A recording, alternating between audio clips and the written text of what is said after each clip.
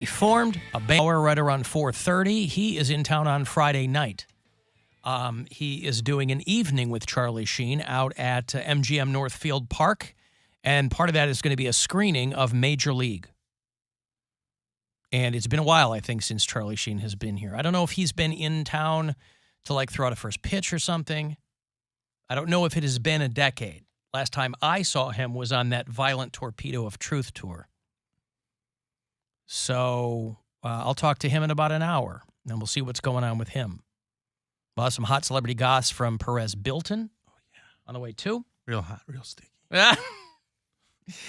And whatever else crosses the transom of our minds.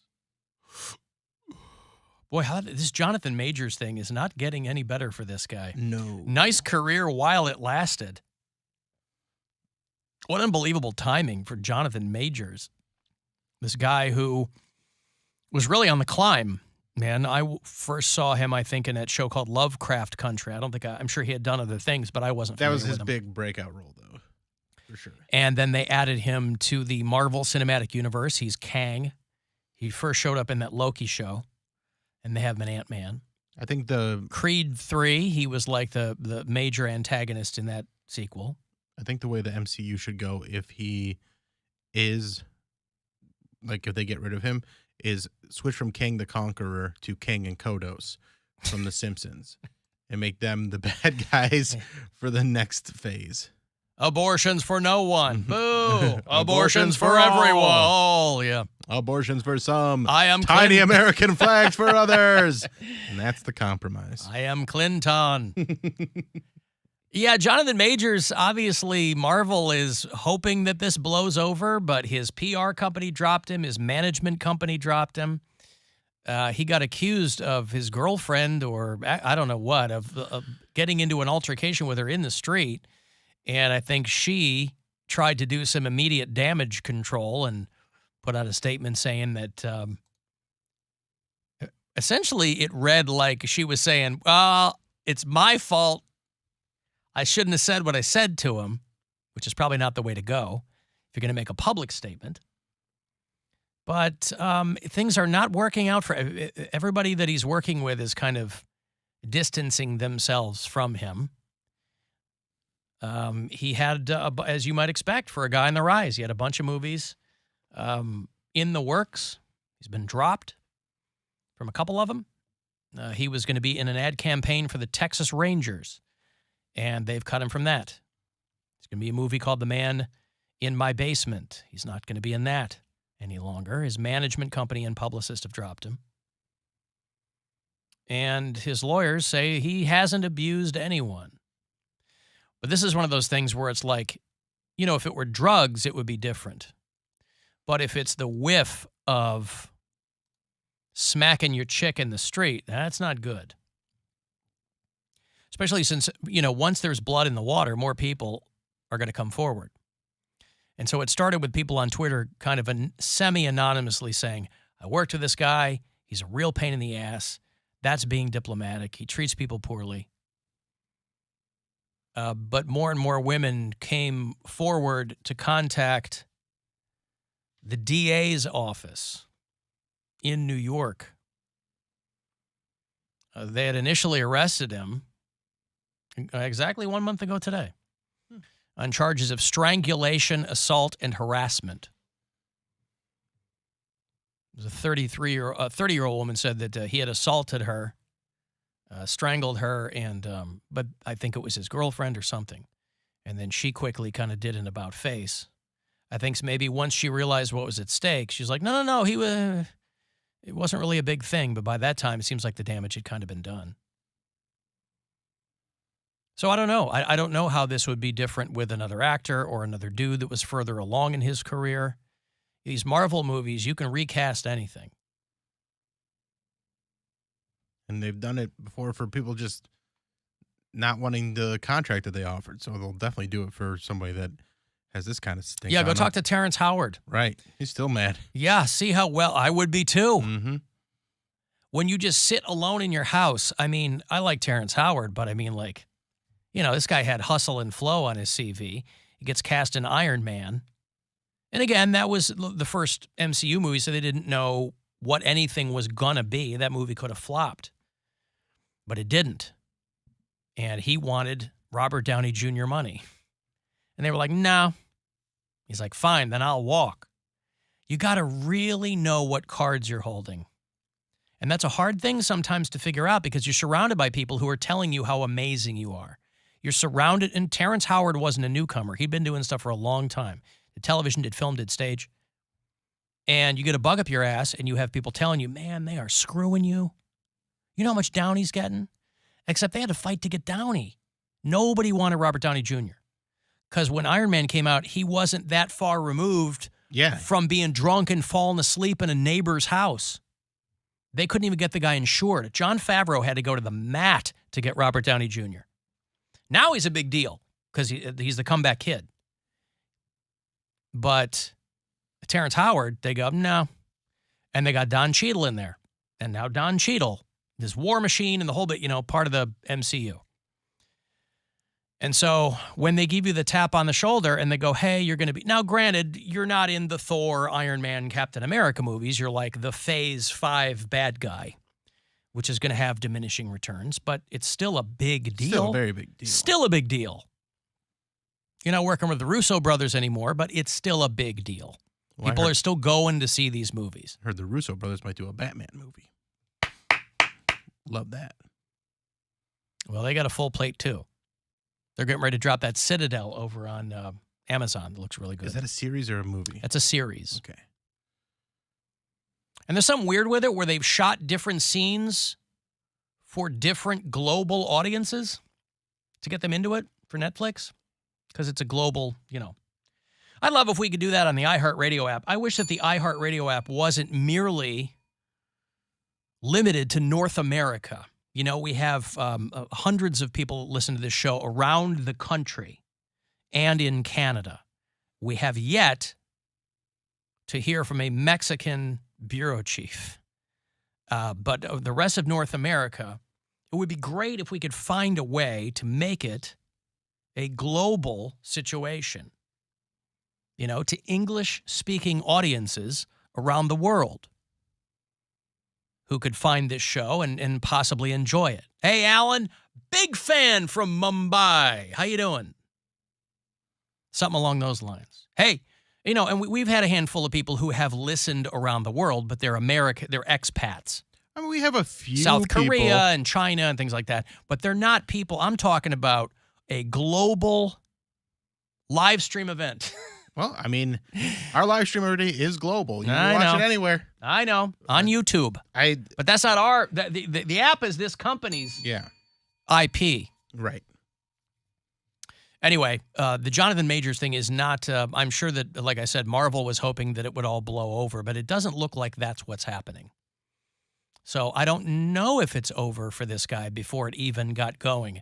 But when your publicist and management company drops you, because they're like, we don't have a lot invested in this guy, right? And if you're not going to get gigs, they can't make commissions off you. You're paying these people. You're only as good as the money you pay them. So if they're like, we're out, because of all your gigs are getting canceled, they don't get their commissions. I've got $1,000 for you. Forget the commissions. Put $1,000 in your pocket right now, courtesy of the Buzzard Bookie. Good luck. This is your chance to bet with the Buzzard Bookie and win $1,000 now. Enter this nationwide keyword at WMMS.com. Win. That's win. Enter it now at WMMS.com. Alan, I looked up Jack Black Peaches on YouTube, and now the song and Jack dancing around in that green outfit are stuck in my head. You haven't seen the video. I haven't seen the one with it's a real earworm. Live action Jack Black. I've just seen the Bowser the Bowser version. Listen, I understand. People are already blowing me up. I understand that the iHeartRadio app is hardly in a perfect state now, let alone my wish for a global situation. I'm just spitballing here. I'm just putting it up on the vision board.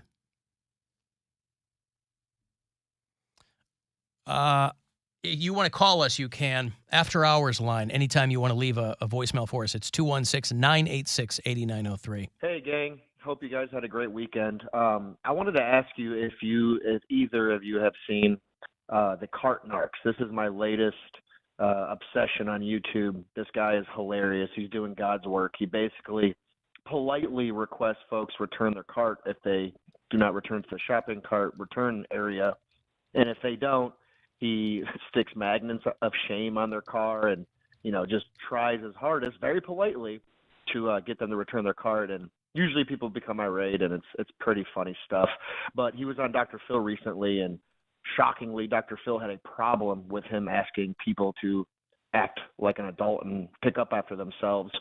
And I've heard some different takes on it. So I was just interested if you guys have seen cart Narcs and what your opinion was. Hate the show. Bye. I thought Dr. Phil was off the air. I didn't think that show was on anymore. I have no idea. Oh. I don't know. I've seen cart Narcs. Dr. Phil. I have seen cart Narcs a bunch of times. I think it's a weird way to get attention, but there's no shortage of weird ways to get attention. I think it's good to return your cart. I think harassing people to do it is, he is polite at first, but he does, you asking him once is one thing, but like he's when wearing you're continually a asking him bulletproof again, vest that says cart Narc on it. Well, because he's probably been shot at. Yeah, I don't think it's very funny. Yeah. I'm not quite sure what the humor is. Like, I get the premise should be funny, but I think once you start hectoring random people, again, I don't like this notion that regular people are the star of your dumb show. Whether you're filming somebody working in a fast food joint, like, they didn't ask to be part of your dumb project. You're not cutting them a check for a portion of your YouTube revenue. But yeah, he was on Dr. Phil, I guess, not long ago, talking about it. Agent Sebastian runs a YouTube page called Cart Narcs. And there are hundreds of videos on there. Calls himself an agent. Mm-hmm. Some of them are explosive videos of him chastising shoppers in parking lots who don't return their shopping carts.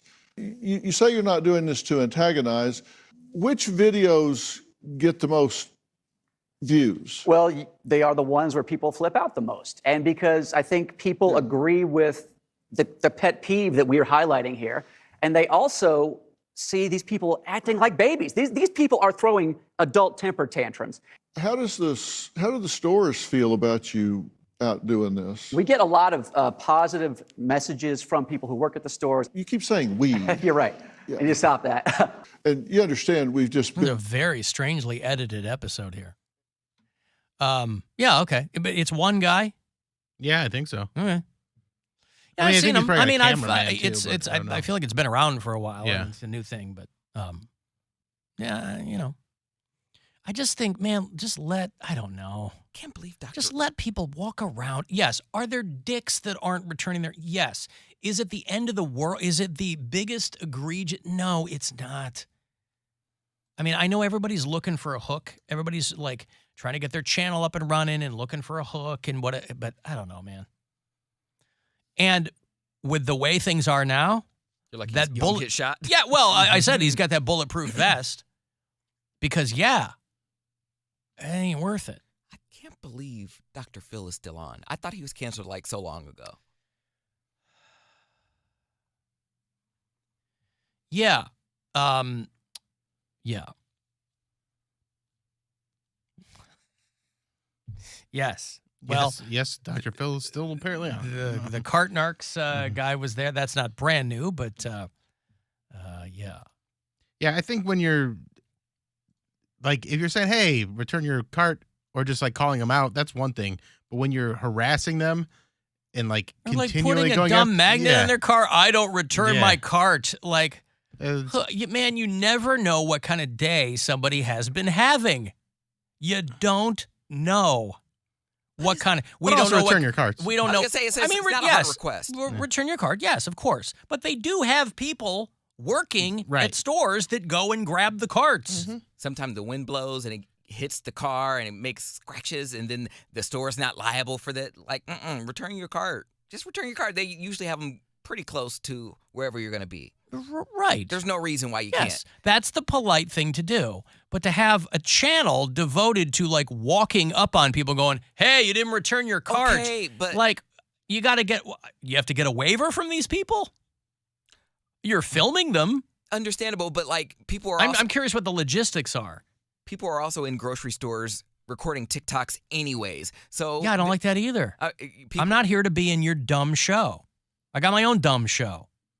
The stuff that people get away with is just crazy to me. Like people record like inappropriate TikToks. Like there's a page called Inappropriate TikToks, and it's people just like mooning people in like the aisles of stores. I'm like, so you're gonna? Well, that's kind of funny. I mean, listen, how is that funny?